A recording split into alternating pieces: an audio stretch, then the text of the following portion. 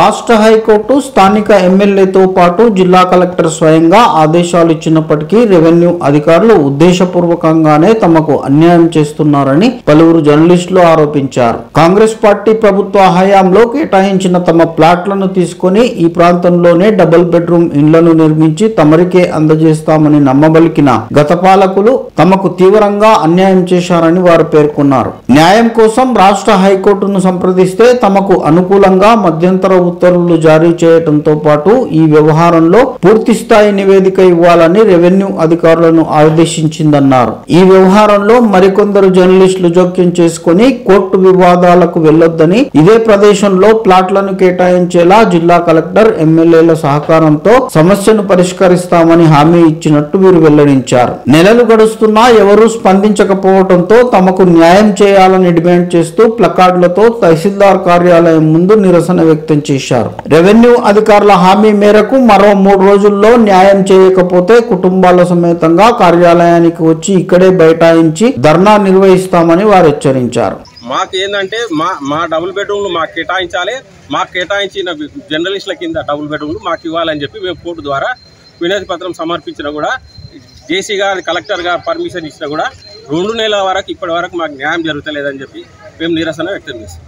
అంటే అర్హుల జాబితాలో డబల్ ఇండ్లు ఉన్నటువంటి వాళ్ళు అర్హులా, గవర్నమెంట్ జాబులు ఉన్నటువంటి వాళ్ళు అర్హులా, వాళ్లకు ఇస్తూ మాకెందుకు ఇవ్వట్లేదు, మేము అర్హత ఎందుకు మాకు వచ్చిన దాన్ని ఎందుకు లాక్కోవడం జరిగింది, మళ్ళీ ఎందుకు ఇవ్వట్లేదు, కనీసం సమాచార హక్కు చట్టం కింద కూడా సమాచారం అడిగితే ఇయ్యరా?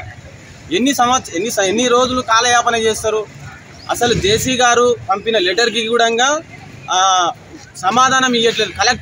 కలెక్టర్ గారే డైరెక్ట్ రాసినా కూడా సమాధానం ఇవ్వట్లేదు. ఈ డబల్ బెడ్రూమ్ విషయంలో ఎంతో అవకతవకలు జరుగుతున్నాయి అన్నదానికి నిదర్శనం ఇది కాదా? గత మాజీ మంత్రి శ్రీనివాస్ గౌడ్ గారు ఏం చేస్తారంటే, జర్నలిస్టులకు సంబంధించిన అన్ని పట్టాలు కూడా మీరు రిటర్న్ చేస్తే మేము మీకు ఇండ్లు కట్టించిస్తాము డబుల్ బెడ్రూమ్, ఎవరి పట్టాలు ఉన్నాయో వాళ్ళకు మాత్రం మొదటి ప్రాధాన్యతగా వాళ్ళకు ఇల్లు కేటాయిస్తాం, డబుల్ బెడ్రూమ్ ఇల్లు కేటాయిస్తామని తీసుకున్నారు.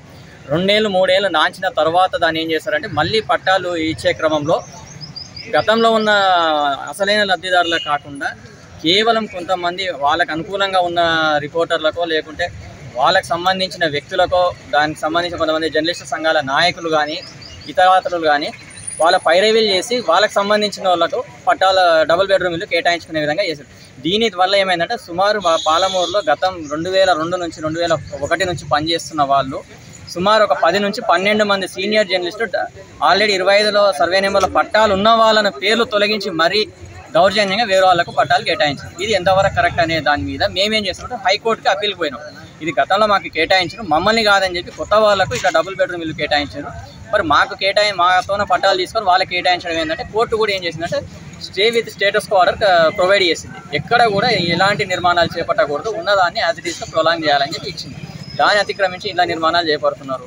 తర్వాత దీని విషయంలో ఎమ్మెల్యే గారిని సంప్రదించాము. ఎమ్మెల్యే గారు కూడా ఏం చెప్పారంటే, ఒకవేళ మీరు రాజీ మార్గంలో సమస్యను పరిష్కారం చేసుకునేందుకు సిద్ధంగా ఉంటే నేను కూడా సహకరిస్తాను. సరే సార్, మీరు ఎలా చెప్తే అలా వింటామంటే ఎమ్మెల్యే గారు కూడా ఎంఆర్ఓ గారికి, డీటీ గారికి, కలెక్టర్ గారికి లెటర్ రాశారు. వీళ్ళు కాంప్రమైజ్ కావడానికి రెడీ ఉన్నారు కాబట్టి వీళ్ళకు అన్యాయం జరిగింది, వీళ్ళకి న్యాయం చేసే విధంగా ఏదో విధంగా వీళ్ళకు ఎక్కడైనా స్థలాలు ఉంటే కేటాయించే అవకాశాలు ఉంటే కేటాయించండి అని చెప్పి క్లియర్గా రాశారు. దాని మీద కలెక్టర్ గారు మళ్ళీ ఎంఆర్ఓ ఆఫీస్కి ఒక లెటర్ పంపించారు. వీళ్ళకి ఇలా అన్యాయం జరిగిందని ఎమ్మెల్యే గారు పంపించారు కాబట్టి వీళ్ళకి ఏదైనా విధంగా న్యాయం చేసే అవకాశాలు ఉంటే మనకు పట్టాలు ఎక్కడెక్కడ స్థలాలు ఖాళీగా ఉంటే దానికి సంబంధించి ఒక రిపోర్ట్ ఇవ్వమని చెప్పారు. దాన్ని బేస్ చేసుకొని ఎంఆర్ఓ ఆఫీస్ వాళ్ళు ఏదో రిపోర్ట్ పంపించారు, నామకే వస్తే రిపోర్ట్ పంపించారు. దాన్ని మళ్ళీ వాళ్ళు రిపోర్ట్ క్లియర్ చేసి మళ్ళీ క్లారిఫికేషన్ కోసం మళ్ళీ పంపించి ఇప్పటికి దాదాపుగా డిసెంబర్ 21 నాడు ఎంఆర్ఓ ఆఫీస్కి ఒక లెటర్ వచ్చింది. ఈ 6 మంది 7 మంది కోర్టుకు పోయిన వాళ్ళకి సంబంధించి ఒక రిపోర్ట్ వచ్చింది. ఆ రిపోర్ట్ కొన్ని అనుమానాలు ఉన్నాయి, దీన్ని నివృత్తి చేయండి అని చెప్పి స్వయంగా కలెక్టర్ గారే ఎంఆర్ఓ ఆఫీస్కి పంపించారు. డిసెంబర్ 21 నాడు పంపించారు. డిసెంబర్ 20 అంటే ఈరోజు ఫిబ్రవరి 14, సుమారు 2 నెలలు అవుతుంటే కూడా ఒక జర్నలిస్టులకు సంబంధించిన సమస్యను పరిష్కారం చేసేందుకు 2 నెలల సమయం పడుతుంది. అంటే ఎప్పుడు పంపిస్తారు రిపోర్ట్? ఒక రిపోర్ట్ రెడీ చేయడానికి ఎన్ని రోజులు టైం పడుతుంది? కనీసం అసలు పంపిస్తారో పంపించారో అదే చెప్పాలి. ఇప్పుడు మాకు ఈరోజు ఎంఆర్ఓ గారు చెప్పింది ఏంటి, మంగళవారం వరకు మాకు సమస్య పరిష్కారం చేస్తాము, మేము రిపోర్ట్ పంపిస్తామని చెప్పారు. మంగళవారం వరకు మాకు రిపోర్ట్ రాకపోతే బుధవారం రోజు మేము కుటుంబాల సమేతంగా భార్య పిల్లలతో నిరసన వ్యక్తం చేయాల్సి వస్తుంది.